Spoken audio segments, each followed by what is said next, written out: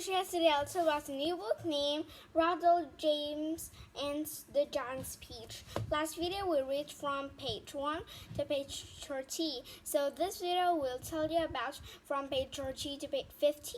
So last video we read from page 1 to page 30. It all tell you about bigger and bigger the peach grew bigger and bigger and then more bigger. So this video lets you about what happened next when James has got the giant's peach. So now let's start to read from page 30 to page 50 for 20 pages.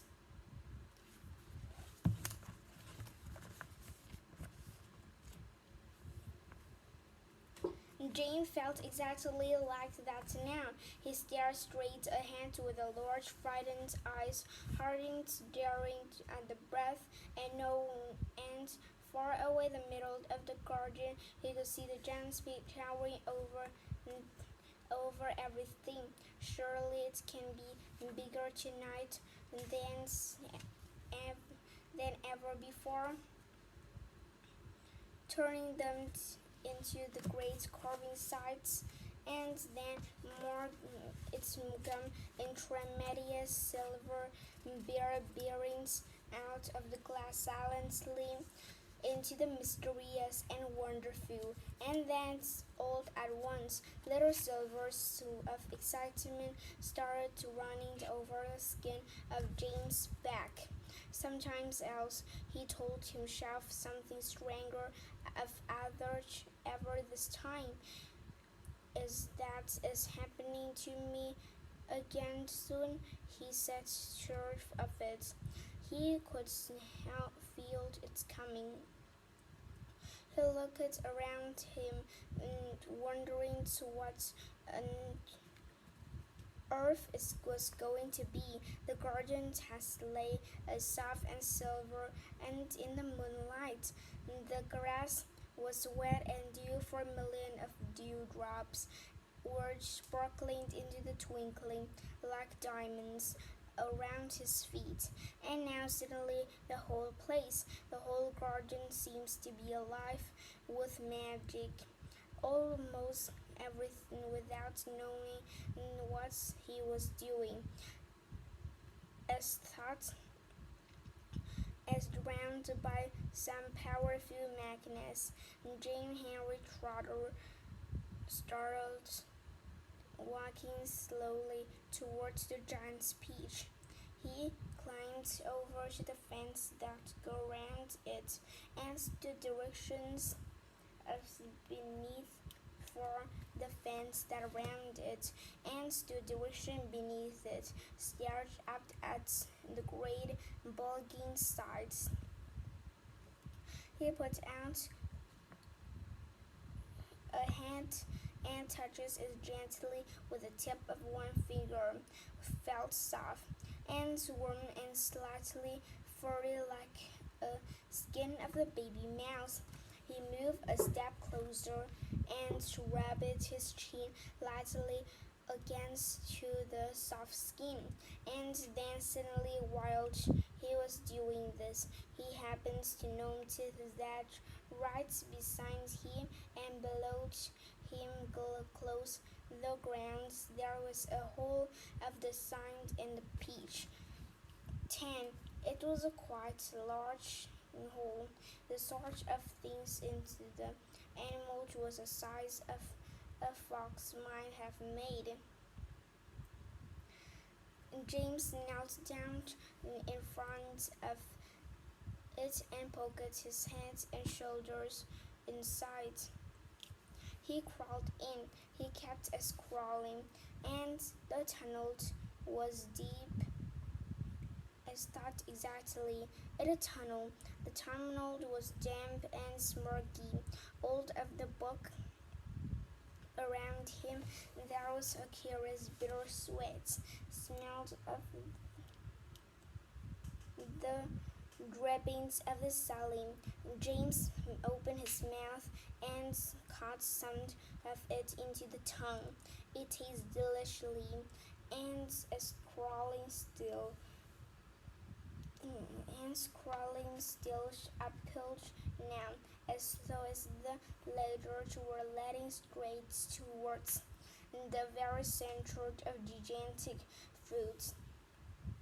Every few seconds he pauses and took a bite of the wall, the peach fresh for the sweet and juicy, marvelous, refreshing, and he crawled for the several more yards and then suddenly banged the top of his head, banged into something extremely hard, blocking his way.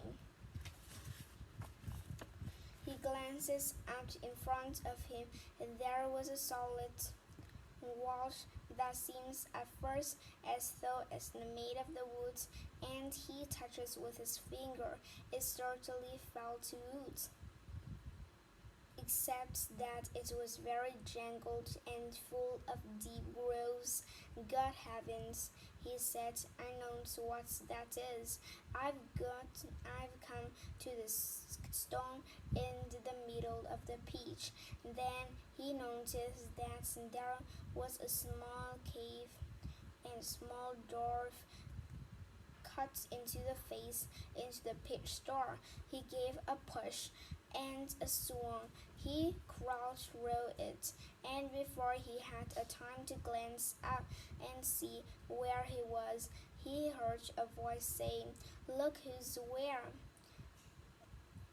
Look who here!" And another one said, "We've been waiting for you." And James stopped and stared at the speakers, his face white with honors. He started to stand up but his knees were shaking so much that he sat down again into the floor. He glances behind him, thinking about the bolt back into the tunnel, and the way had come, but the doorway had disappeared, and there was for now only solid brown wall behind him. 11. James' large, frightened eyes traveled slowly around the rooms. The creatures was sitting on the chairs, and others recycling on a sofa were watching Tenzing's creatures, or were they insects? An insect is usually something rather small, isn't it? A grasshopper, for example, is an insect. So that's what you called about this grasshopper as large as a dog. As large as a dog. You could call that an insect, could you? There was an old green grasshopper from a large dog sitting directly across the room from James now, and next to the old green grasshopper there was an enormous spider, and next to the spider there was a giant ladybug with the 9 black spots in the scarlet cell. Each of these 3 squirting bent in the magnificent chair of the sofa nearby, recycling uncomfortably, and in the curlet of poisons there was a centipede and a earthworm. On the floor there was a 4 cornered. There was something thick as white as that looked like, though it might be the silkworm. But it was slipping soundly into as big as James himself, and in strange greenish light that shone down far somewhere in the ceiling. They were absolutely terrifying, and behold, "I am hungry," the spider announces, suddenly staring hard at James. I'm famished, said the old green grasshopper. So am I, the ladybug cried. The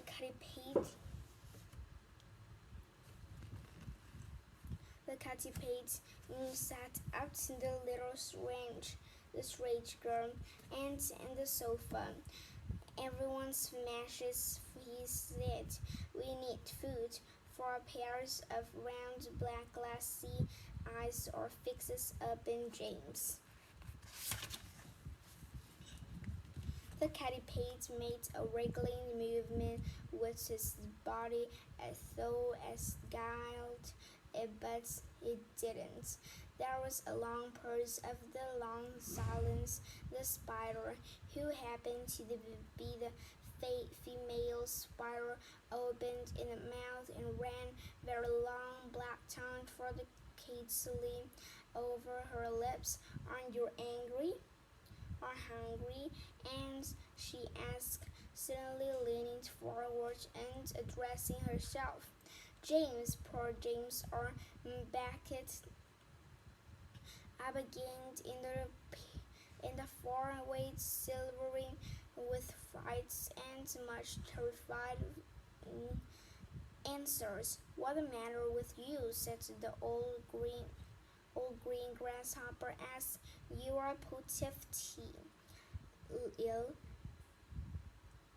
Oh my goodness, the poor thing, said the ladybug. The ladybird cried. I do myself, but I think it's him with the wanting to eat. It was very roar of the laughter and all the sides of dear, oh dear. And they said, what an awful thought. You mustn't be frightened. The ladybird said kindly, we wouldn't dreamed of hunting. You are one of all now, and we are all the same boat. We've been waiting for you all day long, the old green grasshopper said. We thought you were never going to turn up. I'll be glad to meet you. So cheer up, my boy. Cheer up, the catipate said with the meanwhile. I wish you'd come over here and give me a hand with these boats.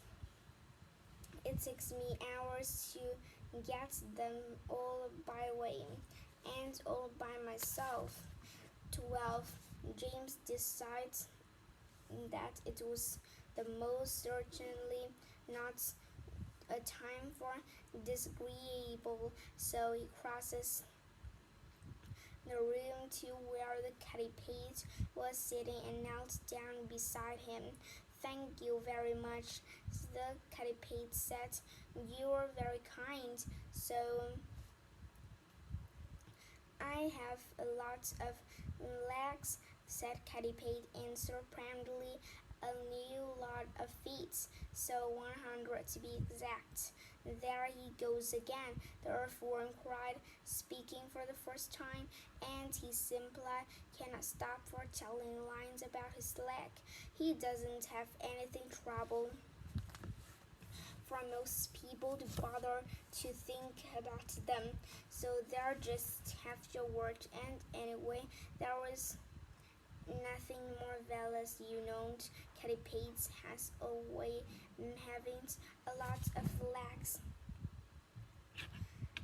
and so at them was they have he only got 42, and you can't count them, so they just take his word. Don't bother to count them. So now they just have crowned it for to bother to count, and they take a word. Anyway, there was nothing marvelous, you know, catipate, about having a lot of legs. So poor fellow, says the caterpillar, whispering in James' ear. He's blind. He can't see and spend it. I look. In my opinion, said the earthworms, the really big marvelous thing is have no legs at all and it's able to walk just the same.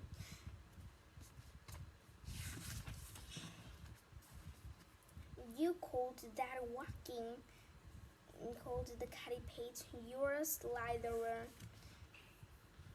That's all you are. You just slithered along. I glide, said the earthworm primly. I am. You are a slimy beast, answered the caterpillar. I'm not a slimy beast, said the earthworm. I am an useful and much loved creature, as another gardener you like, and as for you, I am appeased.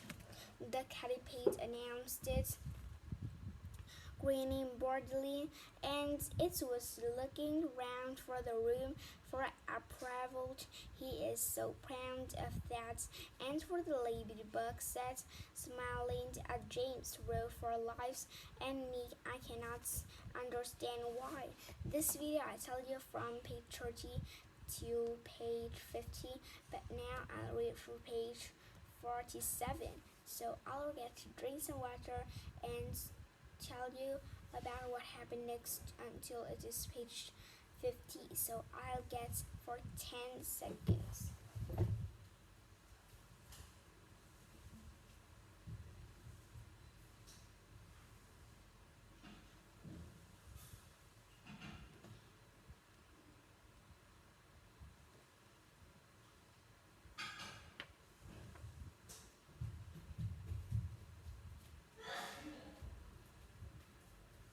So I'll be back. I'm the only piece in this room, cried the caterpillar, still grinning away, unless you count old green grasshopper over there. But his is a long past it now. He is too long for the. He is too old to the piece anywhere. The old green grasshopper turned into the huge black eyes until the caterpillar gave him the withering look. Young fellow, he said, speaking in deep, slow, scornful voice, I have never been in the peace of my life. I am the musician, here, and the ladybird. James the caterpillar said, my name is James, isn't it? Yes, well, James, have you ever in your life seen a marvelous colossal caterpillar as me? I certainly haven't, James answers. How on earth did you go to be like that? Oh, but I know that's what was, cried James. It happens to me too, said the ladybug, and me, Mr. Spider said. Suddenly there were a little green everything. The soil was full of them. We really must have this sleep, said school. Old green grasshopper said. We've got a tough date ahead of us tomorrow, so would it be kind enough, Miss Spider, to make the bets? 13. A few minutes later, Miss Spider had made the first bet for hung and selling, suspended for the rope and threads at either for actually, and it looked more like the hammock than the bed. So this video I tell you about a book named Roald, James and a Giant's Peach. So this video will meet a new chapter that we don't meet last in the page of 1 to page 30 that we meet a new characters James Henry Charter. No, we don't see James that we see in the last. Old green grasshopper, centipede, Mr. Spider, silkworm, glowworm, earthworm, and a ladybird. So next video I'll tell you about new pages. This video is today and goodbye everyone. Thanks for listening to my video. Give us some time, but all of you. Goodbye.